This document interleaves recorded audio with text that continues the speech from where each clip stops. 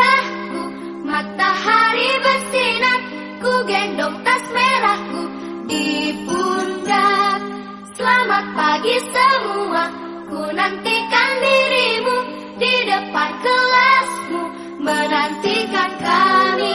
Guruku tersayang, guru tercinta, tanpamu apa jadinya aku. Assalamualaikum Pak. Waalaikumsalam. Oh, Bu Alif, silakan Bu Alif, duduk Bu Alif.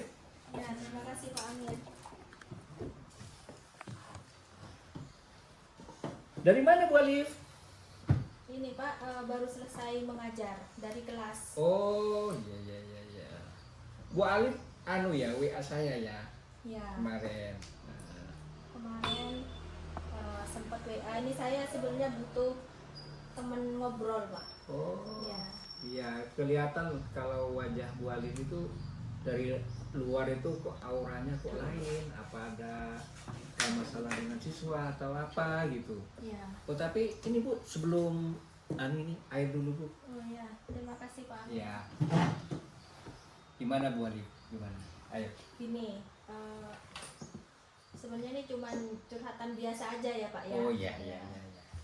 Itu saya tuh kan sebagai guru SMP, guru mapel. Iya. Nah, itu jam saya tuh kebetulan setelah olahraga PJOK ya Pak Iya. ya.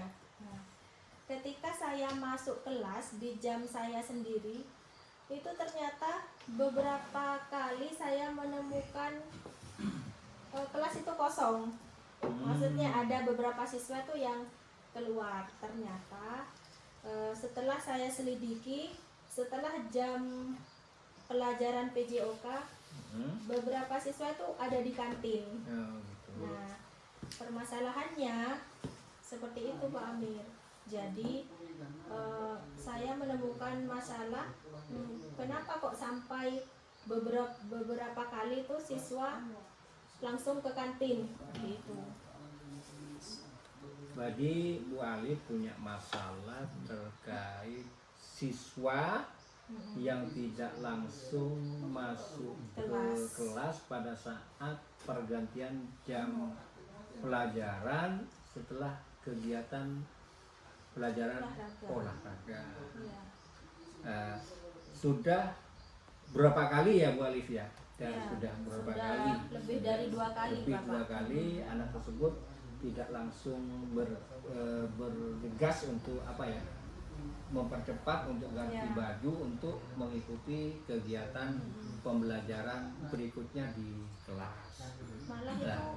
itu Pak, malah itu sambil bercanda, bukan sekedar beli-beli Oh, langsung ke kelas itu enggak, masih nongkrong gitu Iya. istilahnya Pak Amir. Jadi kalau dari hal itu yang sudah berapa kali Bu Alif lakukan karena siswanya selalu lambat masuk sekolah setelah kegiatan pembelajaran, terus langkah Bu Alif untuk menyelesaikan permasalahan yang terjadi itu, apa langkah Bu Alif yang dilakukan supaya anak itu di minggu depan dalam kegiatan pembelajaran itu tidak terlambat lagi, maksudnya tidak ke kantin lagi. Iya. Apa yang Bu Alif lakukan gitu Pak? Nah, yang saya inginkan ya Pak ya, Iya. yang saya inginkan itu tentunya murid itu bisa lebih fokus, terutama dalam mengikuti pembelajaran yang saya berikan. Siswa itu bisa senang menerima pembelajaran, kemudian siswa itu bisa fokus kepada pembelajaran yang saya berikan. Jadi dengan adanya fokus tersebut, dengan adanya senang dalam menerima pembelajaran, jadi siswa itu tidak mudah keluar kelas seperti itu Bapak. Gitu. Ya. Jadi saya sudah menangkap dari apa yang Bu Alif inginkan, yaitu dari peralihan antara pelajaran PJOK dengan materi Bu Alif, itu Bu Alif menginginkan supaya anak itu fokus Ya, terhadap fokus. mata pelajaran yang Bu Alif ajarkan. Lah, langkah yang dilakukan Bu Alif supaya anak itu berfokus kepada pelajaran Bu Alif, apa yang sudah Bu Alif lakukan? Gitu, Bu Alif. Ya, langkah yang pertama yang akan saya lakukan yaitu harus bisa menciptakan pembelajaran yang menyenangkan. Ya, kemudian selain itu saya akan mengembalikan fokus terlebih dahulu. Seperti itu Pak, mengembalikan fokus yang dimana sudah tertera pada itu pembelajaran emosional dan pembelajaran sosial dan emosional ya, seperti itu. Jadi mengembalikan fokus dulu dengan teknik stop yang seperti itu yang akan saya lakukan Bapak. Oh, jadi Bu Alif sudah melakukan beberapa tahapan-tahapan ya untuk mengembalikan fokus anak-anak dari pelajaran yang sebelumnya, fokus kepada pembelajaran yang Bu Alif lakukan dengan mengaitkan bagaimana pembelajaran sosial emosional anak itu bisa di stop terlebih dahulu dengan kegiatan-kegiatan yang tentunya Bu Alif sudah rencanakan. Nah, rencana kegiatan yang dilakukan supaya anak itu fokus dengan materi Bu Alif, apa yang dilakukan? Entah dengan bernyanyi atau seperti apa, Bu Alif? Ya, mungkin saya yang pertama salah satunya itu memberikan musik instrumen. Seperti itu, musik instrumen. Kemudian kita tetap berhenti sejenak, kemudian ya mendengarkan, seperti itu Pak. Nanti lain waktu saya bisa memberikan seperti ice breaking gitu. Ya. Jadi sudah terencana ya, Ya. terencana strategi-strategi yang Bu Alif lakukan sehingga anak kembali fokus. Nah, setelah Bu Alif menerapkan ice breaking, fokus terhadap anak, bagaimana perkembangan anak dengan teknik-teknik atau teori-teori yang sudah dilakukan Bu Alif, bagaimana perkembangan anak setelah itu dilakukan oleh Bu Alif? Ya, ketika saya lebih fokus juga untuk melaksanakan hal tersebut, sebelumnya saya juga harus membuat itu Pak RPP tentang PSE tadi itu. Jadi nanti saya akan mengajar lebih tertata lagi untuk mendapatkan fokus dari siswa tersebut, seperti itu. Oh iya. Sangat bagus sekali ya strategi yang sudah dilakukan oleh Bu Alif terhadap bagaimana anak itu fokus, anak itu mengikuti proses pembelajaran dengan baik sesuai dengan rencana yang sudah direncanakan oleh Bu Alif. Nah, dari rencana-rencana yang sudah berjalan, dari beberapa pertemuan yang sudah dilakukan, menyetop anak itu fokus, berapa persentase misalnya perubahan yang dilakukan oleh anak tersebut setelah Bu Alif menerapkan teori-teori KSE di kelas. Ya, kalau awalnya kan masih kurang fokus ya Pak ya. Mungkin sekitar 40-50% gitu. Nah, setelah nanti saya melaksanakan mungkin tujuan saya itu bisa mencapai 80-90% atau bahkan bisa mencapai 100% anak-anak lebih fokus. Nah, nantinya jika di pertengahan pembelajaran misalkan ada yang ngantuk atau ada yang tidak fokus atau gimana, nanti saya diselingi ice breaking lagi seperti itu. Ya, untuk jadi, mengembalikan kembali mengembalikan fokus anak itu tetap konsentrasi kembali. Ya, sangat bagus sekali ya strategi-strategi yang dilakukan Bu Alif. Dari apa yang sudah Bu Alif lakukan itu ditindaklanjuti, terus dikembangkan supaya anak-anak itu termotivasi, selalu berupaya untuk menemukan ide-ide baru untuk anak-anak. Jadi mungkin saya yakin Bu Alif itu bisa, dan saya yakin anak-anak itu akan berubah mindset dari anak-anak untuk berpikir dan meninggalkan materi pelajaran ibu. Karena kenapa? Strategi-strategi yang sudah diberikan itu sangat luar biasa. Ya. Tetapi tentunya walaupun kegiatan-kegiatan itu sudah direncanakan dengan semaksimal mungkin, saya yakin di situ ada kendala-kendala. Dari kendala-kendala itu, apa yang Bu Alif atasi dan siapa yang akan memberikan solusi dari kendala-kendala itu? Mungkin Bu Alif bisa juga memikirkan itu.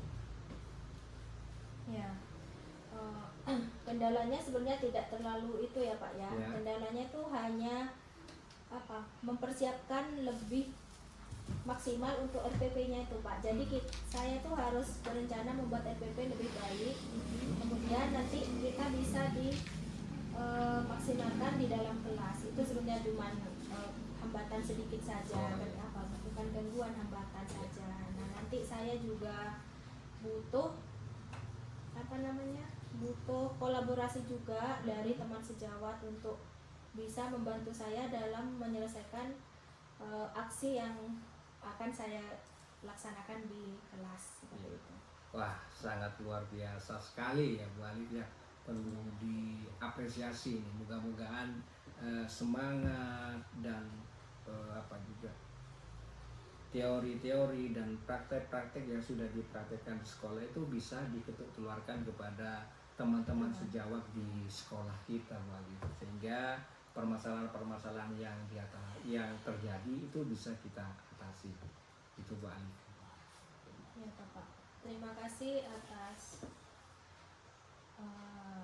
masukan dari Bapak Amir. Iya, Alhamdulillah sama-sama. sekarang saya sudah mendapatkan pencerahan untuk tindak lanjut selanjutnya. Iya, seperti itu. terima kasih Bu Alif ya. Tetap semangat dan Iya. jangan lupa bahagia Bu Alif ya. Mohon maaf sudah mengganggu waktu Iya, Bapak nggak Amir apa-apa Bu. tentang Nah, curahan kecil dari ya, saya. Ya, sama-sama Bu. Ya, terima kasih Bapak. Ya. Assalamualaikum warahmatullahi wabarakatuh. Waalaikumsalam warahmatullahi wabarakatuh. Assalamualaikum. Waalaikumsalam. Silakan masuk Pak Amir. Iya Bu Alif, makasih. Ya.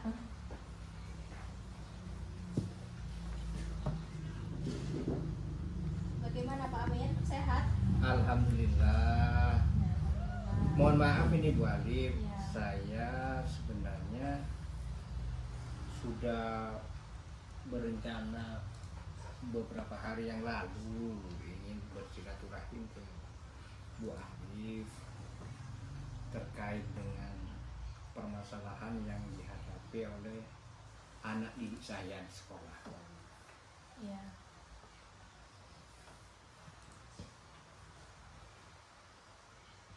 Tidak mengganggu waktu istirahat Bu Alif enggak? Oh, tidak Bapak. Tidak apa. Sekarang mungkin berbincang-bincang sedikit. Silahkan mengenai peserta didiknya Bapak Amir. Iya. Bagaimana? Gini Bu Alif, saya itu punya 2 siswa sekolah yang kecenderungan itu senang terhadap gadget, entah apa penyebabnya, sehingga agak sulit anak didik saya itu bisa lepas dari gadget itu Bang. Berarti itu di sekolah ya Pak posisinya? Di sekolah pada saat kegiatan proses pembelajaran itu berlangsung, kadang anak itu terima kasih. Setelah ditanya, dia ditelepon oleh orang. Jadi posisinya tuh ketika di dalam kelas menerima telepon gitu ya Pak? Iya, posisi di dalam kelas. Sebenarnya di sekolah itu kan sudah ada aturan bahwasannya anak-anak itu dilarang untuk membawa HP ke sekolah tanpa ada pemberitahuan dari guru bahwa HP itu dibutuhkan untuk proses kegiatan pembelajaran. Dari kedua anak tersebut, HP itu disimpan di dalam tasnya sehingga tidak diketahui bahwa anak itu membawa HP di dalam kelas. Ya. Nah, sekarang ini zamannya memang sudah zaman ini ya Pak, di era abad 21 sudah zaman digital semua. Jadi untuk sekolah itu biasanya tidak ada larangan untuk membawa HP biasanya ya zaman sekarang. Iya. Kalau zaman saya sekolah dulu tuh mungkin sangat dilarang. Nah, terkadang ada beberapa guru itu juga menyuruh siswanya untuk memegang HP tapi di jam tertentu, di jam pelajaran lain misalkan ya. Nah, apakah Bapak Amir itu sudah melakukan pendekatan terhadap siswa tersebut, dua siswa tersebut itu, mengapa dia sering memegang HP di jam pelajaran tapi Bapak sendiri tidak menyuruhnya untuk membawa HP seperti itu?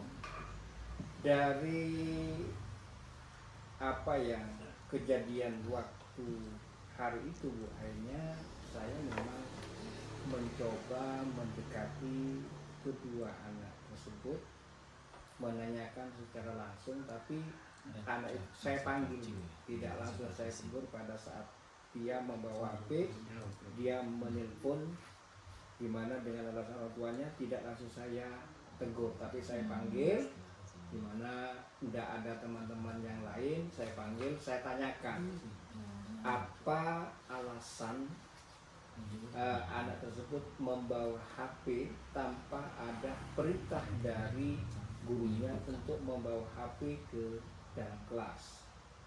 Sehingga saya menyampaikan, biasanya kalau kalian membawa HP itu pasti diinformasikan lewat grup WA, dan WA itu tidak dibawa ke kelas tapi dititipkan di guru BK.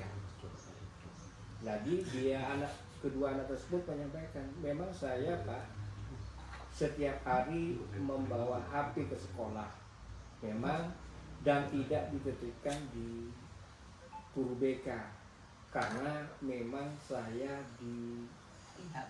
diperintah oleh kedua orang tua saya supaya HP saya itu selalu dibawa Pak, karena anak tersebut orang tua saya biasanya pada saat telepon takut tidak diangkat Pak. Akhirnya saya disuruh untuk bawa terus HP saya. Itu alasannya. Oh, kalau seperti itu kalian itu harus ada koordinasi dengan sekolah atau orang tuanya menyampaikan, kata saya kepada anak tersebut. Loh iya Pak, kata bapak saya, bapak sudah melakukan koordinasi dengan sekolah dan saya diperbolehkan katanya untuk ya, tadi Pak Amir sudah menjelaskan bahwasanya itu siswa itu dapat izin ya Pak ya dari orang tuanya ya, untuk diberi pegang HP gitu ya Pak, dan boleh dan dipersilahkan boleh untuk dibawa ke sekolah. Nah, situasinya yang Bapak inginkan saat ini itu seperti apa? Ya, setelah saya melakukan pendekatan ke anak tersebut bahwa anak itu sudah menyampaikan orang tuanya sudah minta izin kepada pihak sekolah.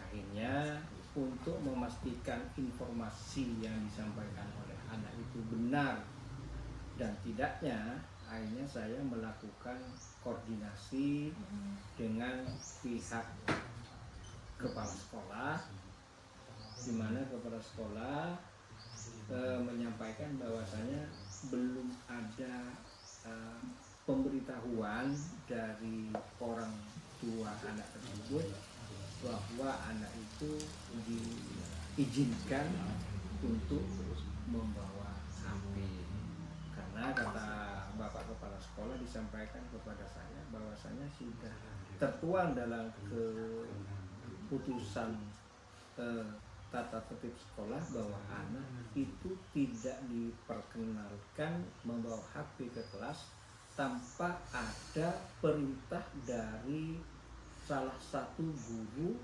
untuk membawa HP terkait dengan kegiatan proses pembelajaran yang akan dilaksanakan. Nah, setelah informasi itu saya dapatkan, Bu, saya akan melakukan tindak lanjut dari kegiatan itu, dari masalah yang disampaikan oleh anak itu kepada orang tuanya. Saya langsung minta nomor HP dari kedua anak tersebut untuk menanyakan benar dan tidaknya bahwa si anak itu atas perintah orang tuanya untuk membawa HP ke sekolah. Akhirnya setelah saya melakukan koordinasi dengan kedua orang tua anak tersebut, ternyata memang benar, Bu. Benar bahwasanya orang tuanya itu mengizinkan anaknya membawa HP, dan memang katanya itu saya berikan HP yang bagus. Kenapa? Supaya ada komunikasi yang baik antara saya dengan anak saya, Pak, karena saya bekerja di Jakarta. Saya menanyakan biasanya setiap jam saya telepon anak saya menanyakan bagaimana kabar anak saya, apa sudah makan, apakah di sekolah, apa yang dia lakukan. Itu lah, mendengar informasi yang disampaikan oleh orang tua tersebut bahwa atas perintah orang tua anak itu berani membawa HP, akhirnya saya sampaikan, Bu, kalau Bapak memerintahkan anak Bapak untuk membawa HP dan telepon tanpa batas waktu, karena Bapak, putra Bapak di sekolah itu dari jam 7 sampai jam 12.45, di mana ada konsentrasi terhadap anak untuk melakukan kegiatan pembelajaran di sekolah. Dan juga saya sampaikan kepada kedua orang tua dari anak tersebut bahwasanya aturan di sekolah itu tidak boleh membawa HP tanpa ada pemberitahuan. Saya tanya, Pak, kepada putra Bapak, katanya Bapak sudah memerintah sudah koordinasi dengan sekolah, minta izin supaya anak Bapak itu diperkenankan membawa HP. Ternyata setelah saya proses, Bapak masih belum minta izin kepada sekolah. Benar kan, Pak? Iya, Pak, mohon maaf, Pak, saya memang hanya menyampaikan seperti itu supaya anak tidak takut membawa HP ke sekolah, Pak. Oh, kalau itu, Pak, mohon maaf, karena di sekolah itu ada aturan. Saya menginginkan Bapak pada saat berkomunikasi dengan putra Bapak, pada saat putra Bapak di sekolah, jadi jangan diganggu dengan di telepon, Pak. Jadi Bapak kan sudah tahu jadwal masuk dari jam 7 sampai jam 12.45. Kalau misalnya tidak mampu, Pak, menunggu batas waktu itu, saya berikan toleransi dulu sampai jam 10 Bapak bisa telepon. Akhirnya dengan kesepakatan yang saya lakukan dengan kedua orang tuanya, saya coba dulu, Pak. Saya coba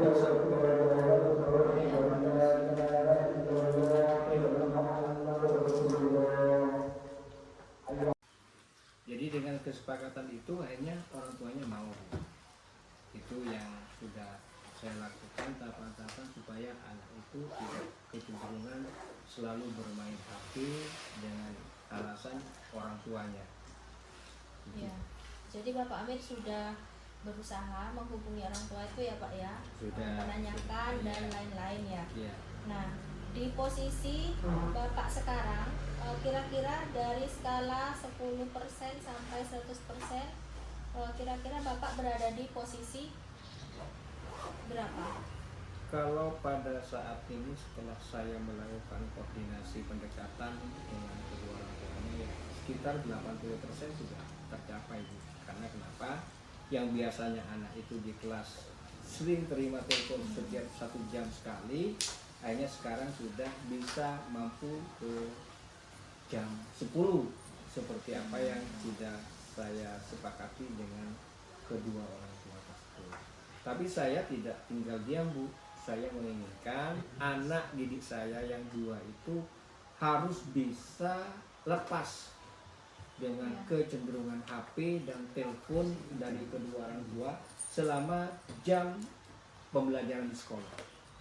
Maksimal sampai jam 12.45 anak itu tidak melakukan komunikasi dengan orang tuanya, dan HP itu dititipkan di guru piket atau guru BP sesuai dengan aturan-aturan yang sudah ada di sekolah ini.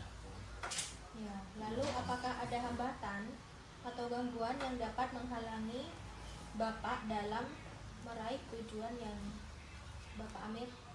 Ya, kalau tantangan dan hambatan itu pasti ada, karena kita akan merubah secara pelan-pelan dari pembiasaan anak tersebut supaya ditinggalkan dengan pembiasaan yang baru. Tapi dengan membersamai, dengan selalu mengingatkan dan minta pertolongan dari rekan-rekan sejawat untuk memberikan motivasi kepada anak tersebut, insya Allah anak tersebut itu saya yakin dalam jangka 1 atau 2 bulan dia akan bisa lepas dari kecenderungan dia terhadap HP. Ya, kira-kira apa solusi terbaiknya untuk meminimalisir hambatan tersebut, Bapak Amir? Ya, harus selalu mengadakan koordinasi dengan kedua orang tua, terus melakukan koordinasi dengan rekan sejawat, dengan kepala sekolah, dan selalu mendekati kepada anak-anak tersebut supaya anak itu bisa terbiasa dari pembiasaan yang jelek menjadi pembiasaan yang baru yang diinginkan, gitu. Ya, itu apakah ada target Bapak untuk melaksanakan itu 1 minggu atau 1 bulan atau kapan untuk melaksanakan rencana aksi yang Bapak lakukan itu? Kalau rencana aksi sebenarnya sudah saya lakukan. Aksi itu sudah saya lakukan, walaupun tahapannya itu sekarang anak itu dari pembiasaannya itu masih mampu di jam 10. Tapi saya targetkan antara 1 bulan atau 2 bulan anak itu sudah bisa lepas 100% dari ketergantungan menerima telepon dari kedua orang tuanya dan megang telepon selama jam pembelajaran berlangsung di sekolah. Karena kenapa saya menginginkan untuk dititipkan kepada BK di sekolah HP yang dia bawa. Ya, menurut Bapak, siapakah yang perlu diminta dukungan untuk menjaga komitmen Bapak tersebut?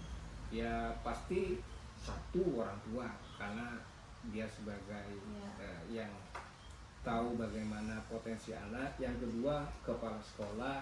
Yang ketiga, rekan sejawat, karena itu sangat berpengaruh di lingkungan sekolah. Dengan dukungan dari 3 orang tersebut yang saya sebutkan, insya Allah rencana aksi yang saya lakukan insya Allah akan berjalan dengan maksimal sesuai dengan harapan. Ya, kesimpulan untuk sesi ini bagaimana Pak Amir? Kalau kesimpulan dari permasalahan yang saya hadapi pada saat ini, insya Allah bisa saya lakukan dengan adanya dukungan dan motivasi dari semua pihak, terutama ya orang tua, terus rekan sejawat, orang tua, dan juga keinginan dari anak itu supaya anak itu tidak kecenderungan terhadap HP itu. Ya, sangat luar biasa Bapak Amir. Jadi kita sebagai guru gitu ya tetap tetap minta dukungan kepada rekan sejawat, ya terutama kepada orang tua ya. Semoga niat baik Bapak Amir bisa terwujud dengan meraih tujuan-tujuan yang ada. Begitu Bapak. Ya, terima kasih atas saran, atas masukan yang disampaikan oleh Bu Ali, sehingga saya mendapatkan pencerahan yang baik untuk mengatasi permasalahan yang saya hadapi.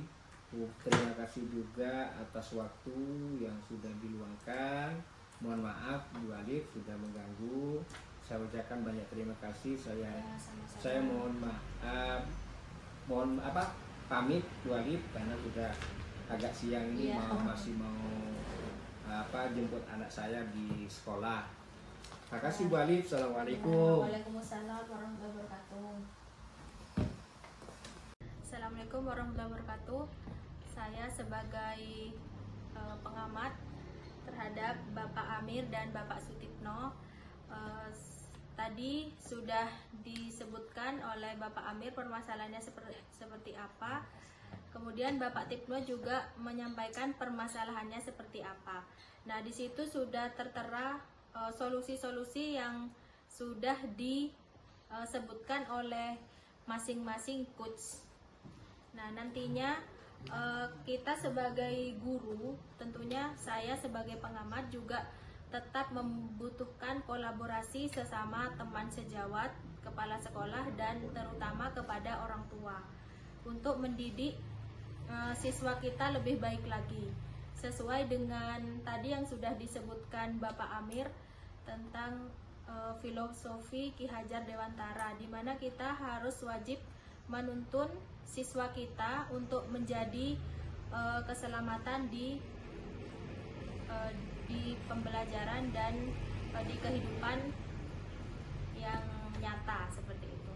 Terima kasih. Semoga kita semua bisa menjadikan guru yang sama-sama disenangi murid. Terima kasih. Assalamualaikum warahmatullahi wabarakatuh.